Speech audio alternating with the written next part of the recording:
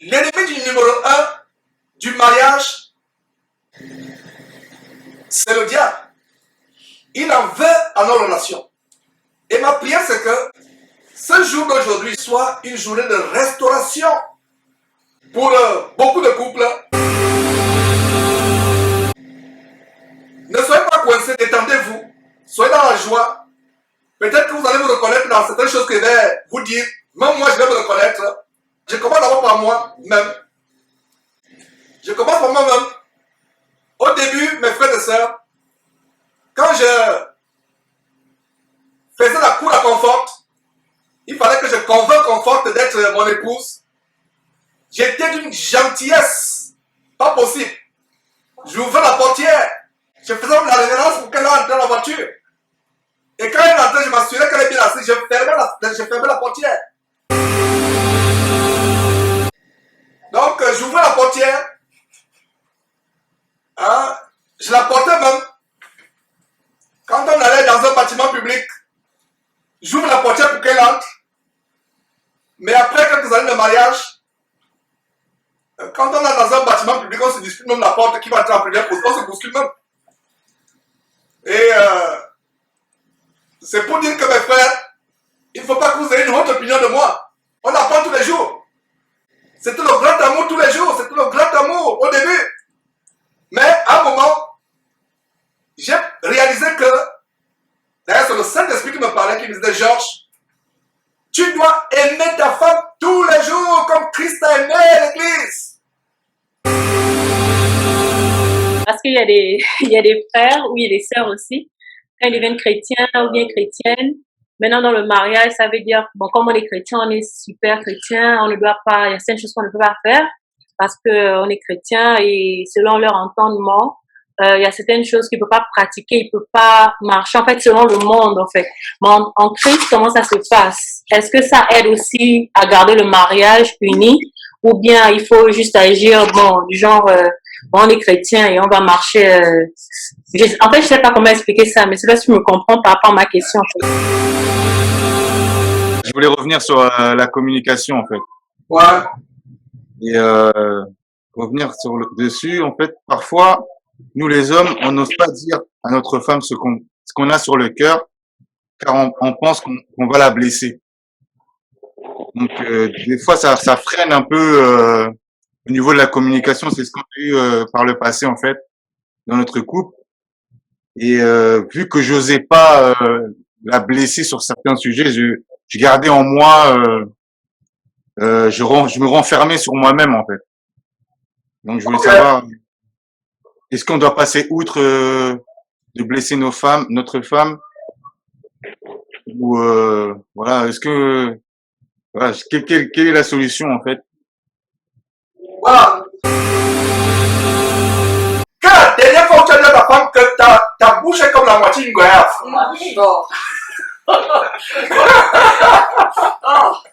Quand la dernière fois où tu as dit cela, quand la dernière fois où tu as dit à ta femme que vraiment, quand tu me regardes, je suis sur le point d'évanouissement.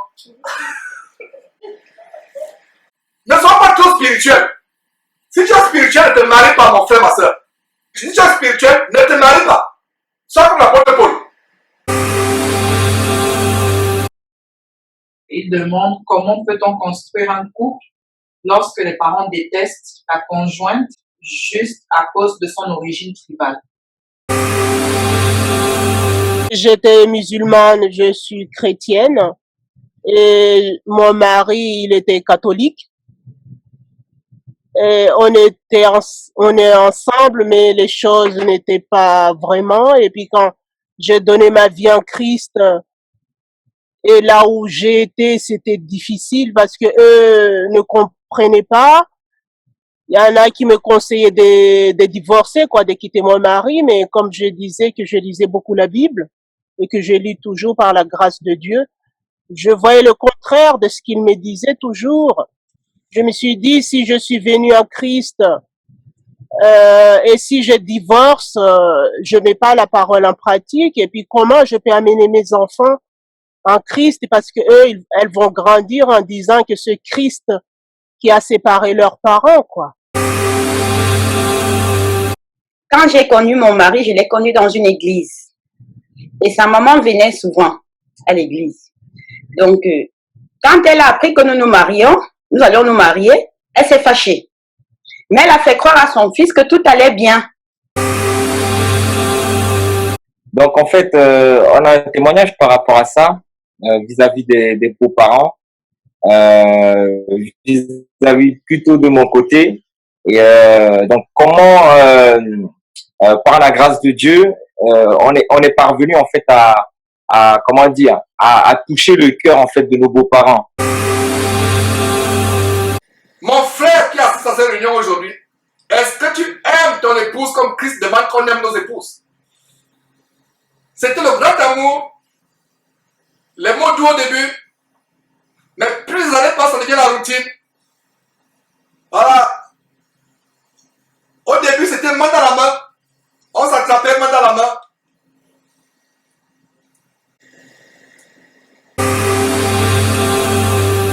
Au début de notre relation, on se baladait, même quand on fait les courses, on s'attrape, main dans la main, on se balade, on est content. Mais après un certain moment, la routine s'est installée. Hein? Quand on prenait nos repas, on se regardait dans les yeux, on prenait nos repas. Mais après un moment, la routine s'est installée. La routine, c'est l'ennemi numéro 1 du mariage. Je pense que nous sommes dans le mode de la réunion. Parce qu'au début, c'était un peu folle. Parce que nous allons nous examiner. En fait, nous avons trop de paroles. Il ne s'agit pas aujourd'hui de parler de paroles. Il s'agit vraiment de partager des expériences.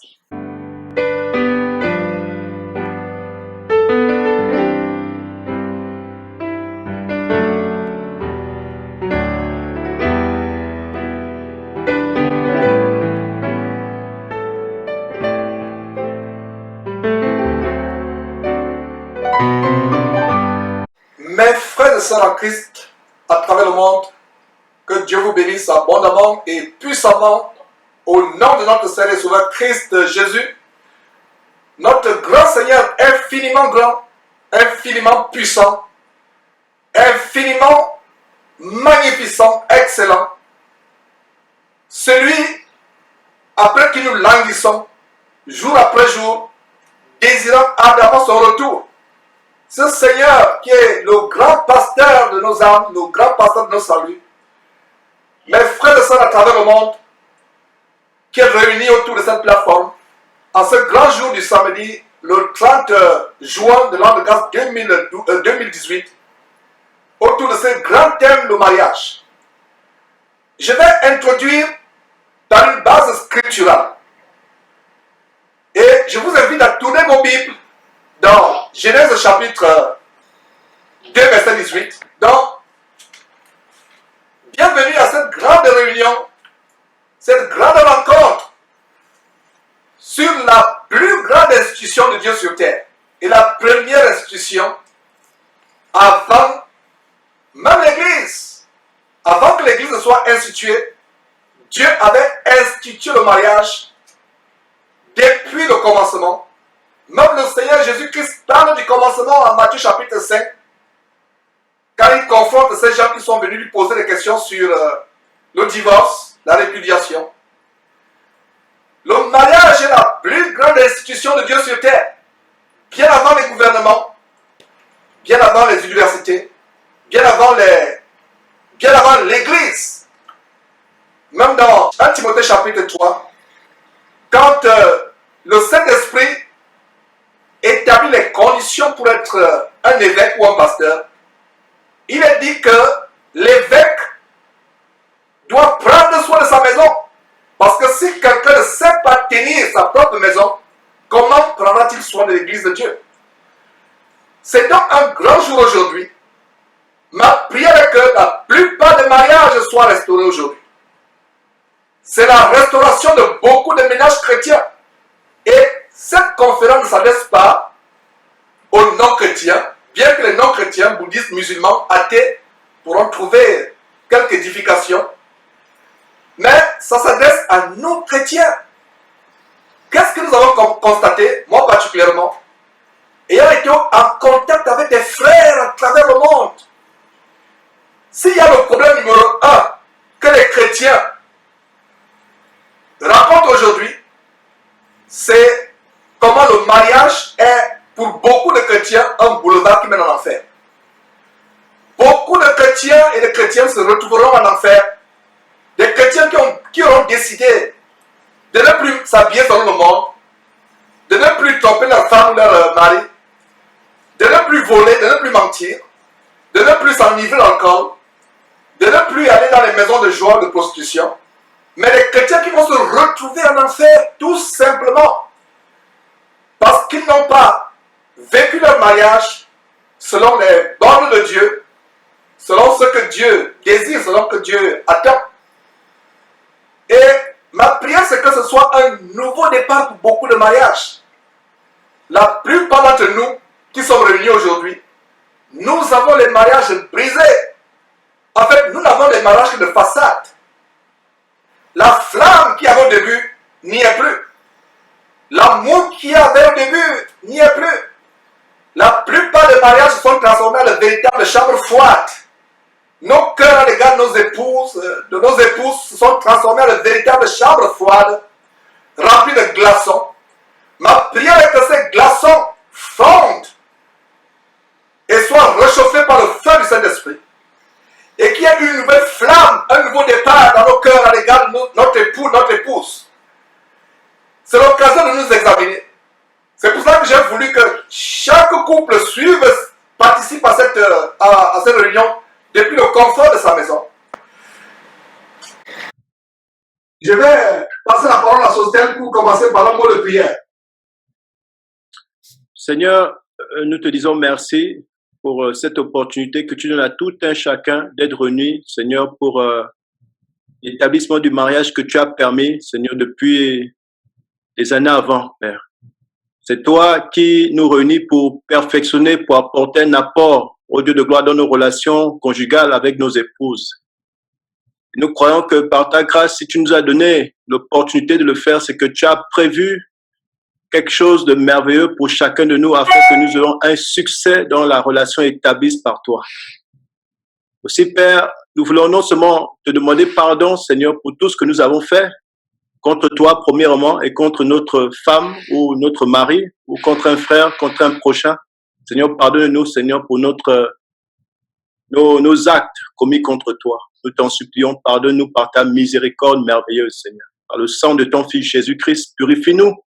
Restaure-nous, Seigneur, afin que, Père, nous puissions être en communion avec toi, Seigneur. Parce que tu dis dans ta parole que, Seigneur, tu ne reçois pas les prières du pécheur. Et si aussi nous voulons être en communion avec toi, aussi pardonne-nous de tout ce que nous avons fait dans le nom de Jésus-Christ. Et sois celui-là qui gouverne. Gouverne la bouche de ton fils, Georges, Seigneur. Il soit cet instrument qui joue par chacun nous parle ce que tu veux semer, Seigneur, honoré. Nous t'en supplions, agis dans le nom de Jésus-Christ. Nous te remettons la régie, nous te remettons tous les instruments de connexion, nous te remettons toute personne ici connectée, toute personne qui se connectera. Père. Et que Père, toi-même établisse ce que tu as prévu pour nous. Sois béni pour ce moment. Dans le nom de Jésus-Christ, que nous te remettons tout ce que nous avons prié. Amen. Amen. Alors dans Genèse chapitre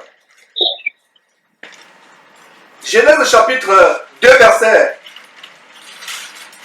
18, et on a commencé l'étude de Genèse depuis plusieurs semaines, quelques mois, 2 mois. Nous avons commencé l'étude de Genèse et la première partie que nous avons faite en avril était autour de comment Dieu a créé le monde, a créé l'homme et la femme. Et allez suivre cette émission, d'ailleurs, toute la série de Genèse. Je pense que nous sommes à la 4e partie. Plaise à Dieu, samedi prochain, nous allons poursuivre avec une autre partie. Mais ce que je vais dire, c'est que, mes frères, le livre de Genèse nous montre comment l'homme a été créé par Dieu et comment Dieu a créé la femme. Alors, quand Dieu crée la femme, qu'est-ce qui se passe?